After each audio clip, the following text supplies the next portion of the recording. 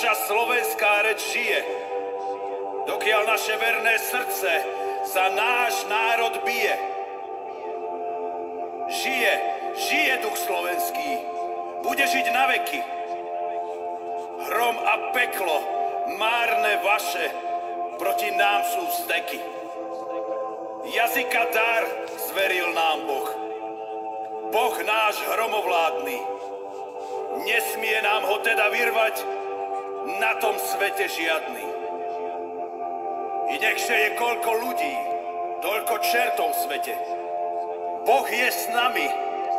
Kto proti nám, toho parom zmetie. A nechže sa i nad nami hrozná búrka vznesie.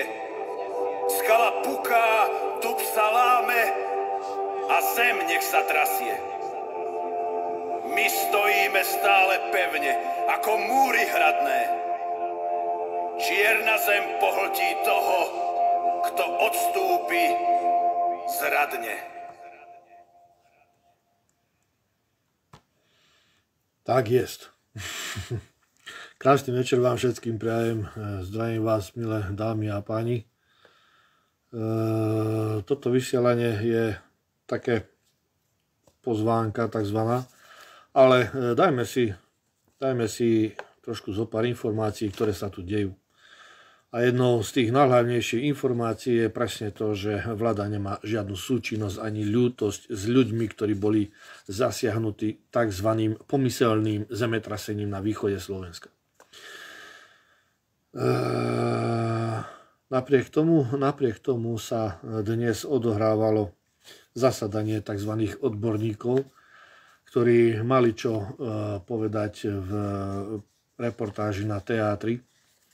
A títo odborníci jednoducho vyriekli určité fakta. A to s tým, že vláda by sa mala zamyslieť v čo najkratšej dobe nad tým, ako pripraviť ľudí k ďalším možným variáciám, ktoré sa môžu odohrať, a začať v prvom rade po tomto pomyselnom zemetrasení silnej magnitúdy, ktorá tu bola za posledných neviem koľko storočí, ktorá sa momentálne objavila, mali by v prvom rade z tých miliónov, ktoré si teraz rozdelili len za to, že ste ich volili, za vaše hlasy, tak z tých miliónov mohli aspoň tých 20% svojho podielu z daní nás všetkých prispieť na okamžitú. Nie len, že opravu, tam je nutné búrať niektoré domy a okamžite im postaviť obydlia.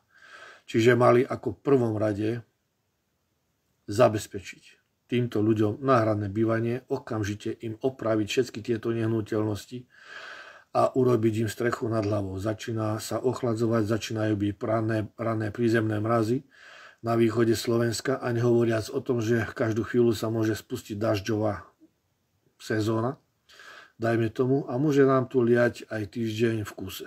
Takže v prvom rade títo vážení páni politici mali sa zamyslieť nie nad tým, kam na dovolenku, aké nové fára si kúpiť a hodinky, poprípade nejaké tie vily ďalšie, ale ako vlastenci a ako národovci a služobníci občanov Slovenskej republiky mali okamžite vytvoriť fond na záchranu životov týchto ľudí. To je prvá z vecí, ktorú by mali spraviť. Druhá z vecí, ktorú by mali spraviť, je to, že po takejto aktivite, povedzme seizmickej, po takejto aktivite mali okamžite spustiť kontroly všetkých plynofikácií, pretože to, že nám tu môže unikať po takejto seizmickej, povedzme, poruche a zemetrasení, plyn, to nikoho nezaujíma. Prečo nikto nenariadil okamžite kontrolovať všetkú plynofikáciu na celom zasiahnutom území v rámci mesta Košice? Prečo to nikoho ani len netrkne zo pomyselných poslancov Mestského zastupiteľstva Košic? Primátora pána Poláčka a ďalších z manažmentu súkromnej firmy Košice SRO. Prečo to ich nenápadne? Nuž prečo? Pretože nikto z nás, z občanov, sa o to nezaujíma, pretože nikto z nás, občanov, im nešliape na krk a nikto z nás, z občanov, im nerobí žiadnu kontrolu a nedozerá na to, čo robia. Lebo nám to je jedno.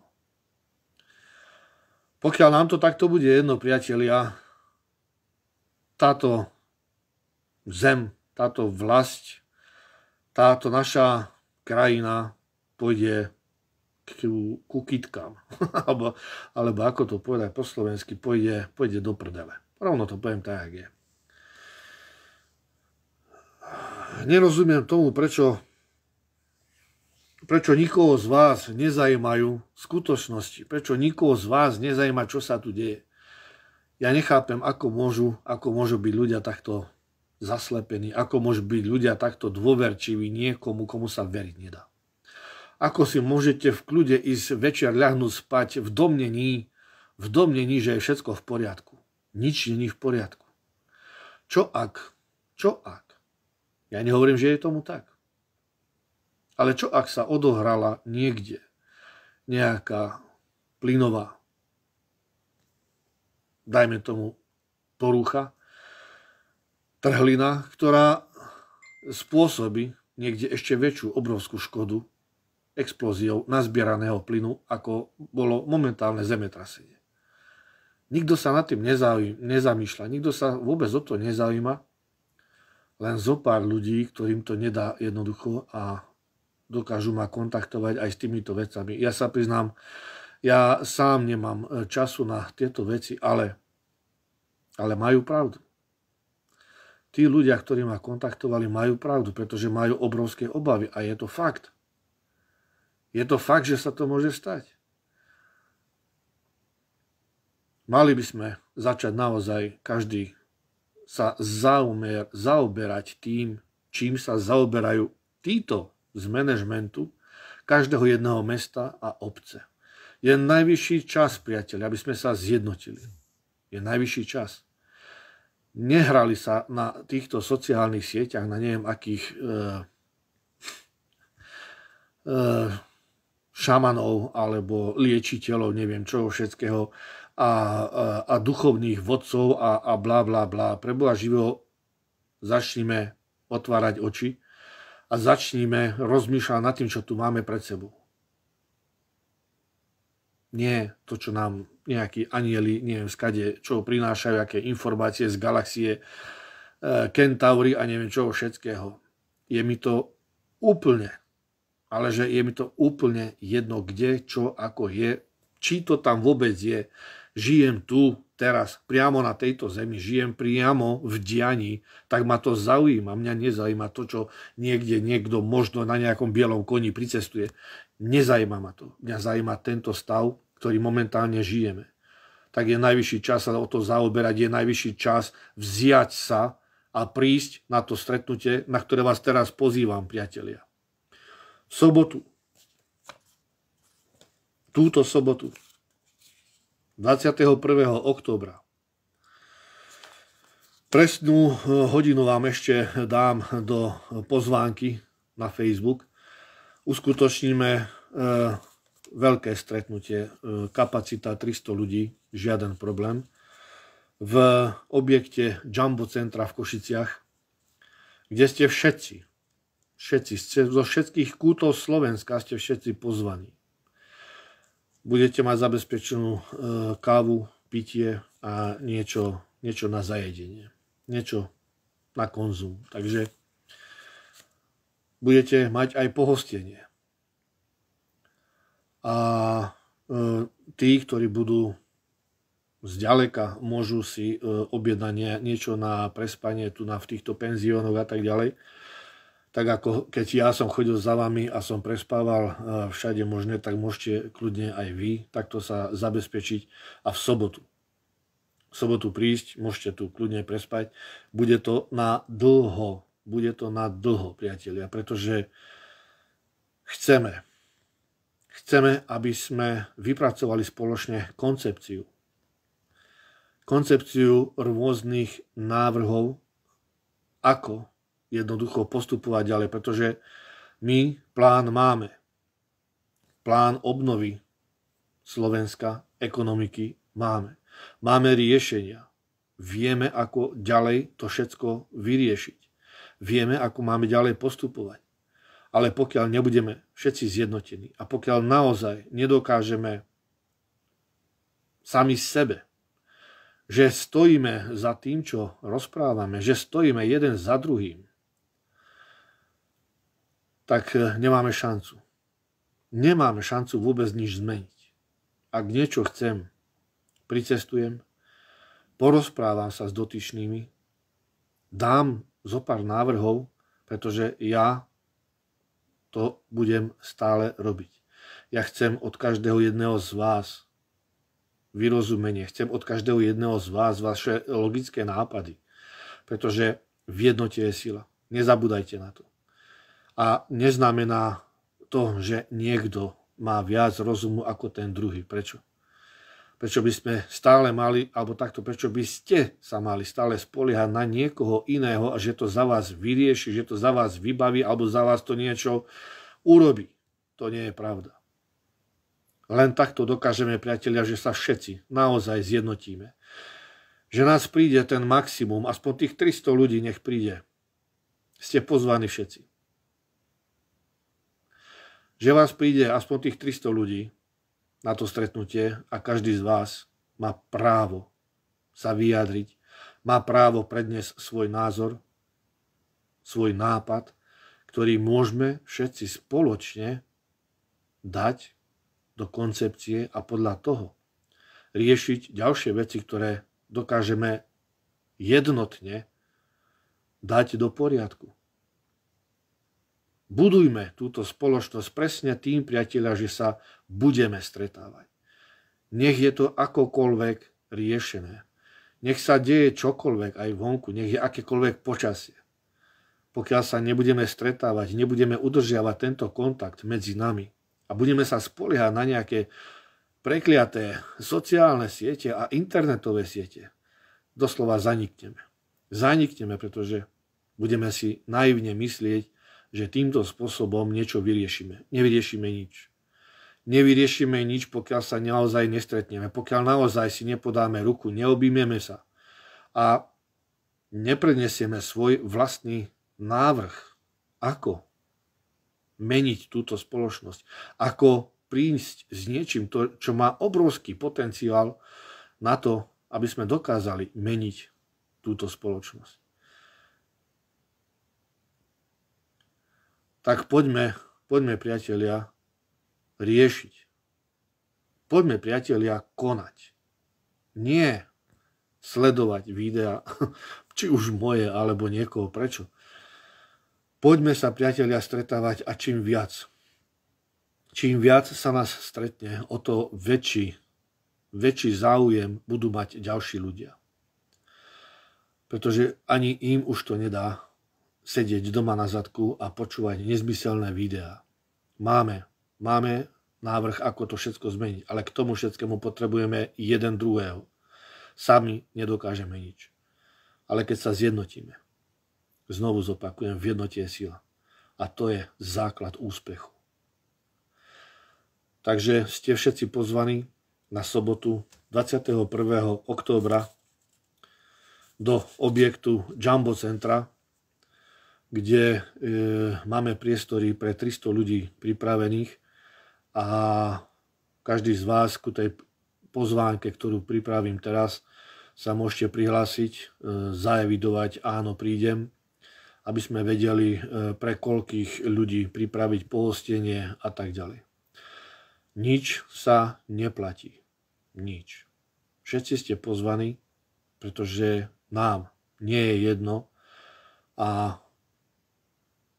nám uteká čas vyslovene obrovskou rýchlosťou a máme čo dobiehať. Máme čo dobiehať, pretože vidíte, že títo, ktorí ste si zvolili, nám nepomôžu. Nikomu.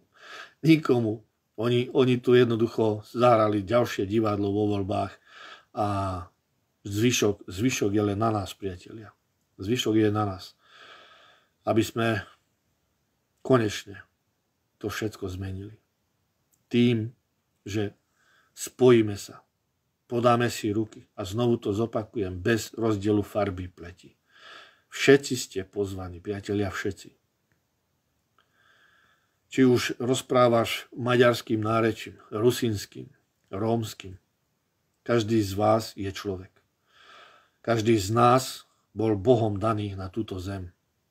Toto nesmieme zabúdať, že sme si všetci rovní. Máme šancu zmeniť túto spoločnosť k lepšej spoločnosti len týmto spôsobom, že sa začneme spájať. Len týmto spôsobom, že začneme konečne sa stretávať a začneme pracovať všetci jednotne na tejto koncepcii. Takže ja vás všetkých pozývam v sobotu 21. októbra do priestorov Jamba centra v Košiciach. Pozvánku dám onedlho na svoju stránku. Každý z vás je pozvaný. Nepotrebujete nič. Budete mať pohostenie, budete mať konzum, takže všetko je pripravené, len potrebujem presne vedieť, kto všetko sa zúčastní, aby som vedel zabezpečiť pre každého jedného z nás to pitie, ten konzum nejaký a pripraviť stoly, pretože je to obrovská sála, kde fakt treba si máknúť na tom a prijal by som ešte dokonca aj pomoc od niektorých z vás, pretože čím viac rúk sa pridá pri rozmiestňovaní tých stolov a zariadovania tých priestorov, o to lepšie to bude a o to viac sa nás tam bude podieľať na tom. Takže toľkoto, priatelia, na dnešný večer video pozvánka pre nás všetkých Slovákov, ktorým to nie je jedno a ktorým už to majú dosť všetkého. Príďte, ste pozvaní. Znovu opakujem, kapacita je 300 ľudí. Pod tú pozvánku všetci sa zapíšte, kto naozaj prídete. Ďakujem vám za pozornosť, krásny večer vám prajem a v sobotu teším sa na vás. A pevne verím, že konečne začneme všetci spoločne konať a budovať našu spoločnosť. Krásny večer, ahoj, ahoj.